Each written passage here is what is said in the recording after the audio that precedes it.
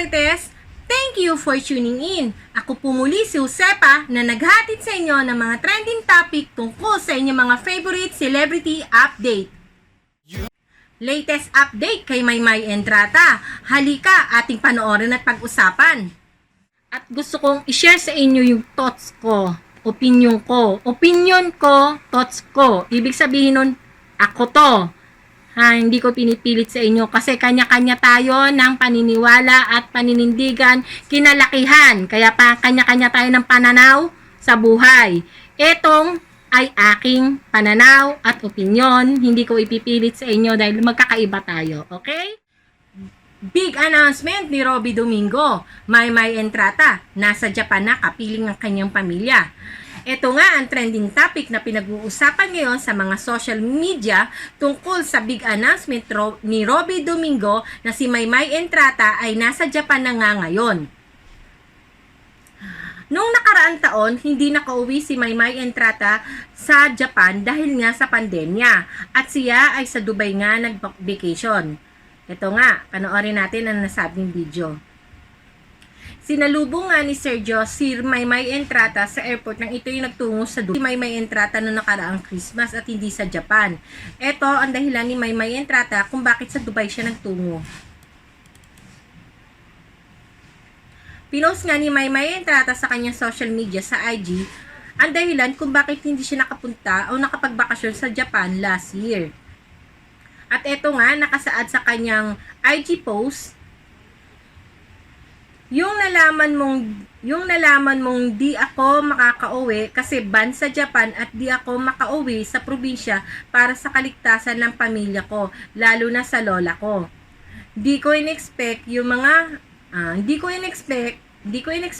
nag-process ka agad ng visa for 24 hours, isang regalo na di ko ini-expect na matatanggap ko ngayong Pasko. At yun ay ang pakiramdam na may pangalawang pamilya na handang magbigay ng liwanag at ligaya ngayong Pasko at sa habang buhay. Maraming salamat, Sir Diyos and Sir Ian Borromeo. Yan nga nasasaad sa IG post ni Maymay Entrata nung siya'y nagtungo sa Japan. At kinuwento nga ni Maymay Entrata ang kanya naging bakasyon sa Dubai last year sa I Want Up ASAP episode. Ito, panoorin natin. Oh, teka lang vacation ni Maymay Entrata pero alam na alam ni Edward Barber kung saan pumupunta si Maymay, di ba? Bakit? Kasi may communication pa rin sila. Ibig sabihin nun, okay pa rin sila, di ba? Kasi alam na alam ni Edward kung saan nagpupunta si Maymay nung nagbakasyon siya sa Dubai. Eto forward natin. See? Ganun ka-confident si Edward kung saan pumupunta si Maymay. Ganun siya ka-confidence na alam niya kung ano mga nangyayari kay Maymay Entrata, di ba? Sabi sa inyo iba ang nababasa at napapanood natin sa nangyayari talaga sa totoong buhay kina Maymay Entrata at Edward Barber. Eto forward uli natin para malinaw na malinaw sa lahat na alam ni Edward Barber lahat ng nangyayari. Diba? Nakakatuwa naman si Edward. Nakafocus pa rin talaga siya kay Maymay kahit na nandoon na si Sir Gary, diba? Diba? Nakafocus pa rin talaga siya sa kinikwento ni Maymay. Diba? Iba talaga ang Edward Barber. Ang buong atensyon niya kay Maymay Entrata pa rin. Eto na. Ito na ang trending topic ngayon at talaga namang maingay sa social media ang pagbabakasyon at sa wakas natuloy na ang pagbabakasyon ni Maymay Entrata sa Japan upang makapiling ang kanyang pamilya sa darating na Pasko at Bagong Taon. Halika, panoorin natin ang big announcement ni Robby Domingo dito sa kakatapos lang na napagkulitan pa talaga si Sir Ogie, diba? Reaction niya, natatawa ako sa mukha ni Sir Ogie Tingnan mo forward ulit natin. Ang cute na ang kulit pa ni Sir Ogie. Tapos yung expression ng tatlo, diba, nabigla sila, si Mariposa topic nila. Pero ang dumating si Sir Ogie. Ang kukulit nila, diba? Forward natin. Diba? Sa wakas! Makakasama na uli ni Maymay Entrata ang kanyang pamilya sa Japan. Ilang years na ba? 2 years? 2 years na ba? O 3 years na hindi nakauwi si Maymay sa Japan, di ba? Dahil nga sa pandemic, hindi siya makauwi-uwi doon. Sa wakas, makakasama na niya ang kanyang pamilya. Mababawasan na ng konti ang kanyang pag-aalala, di ba?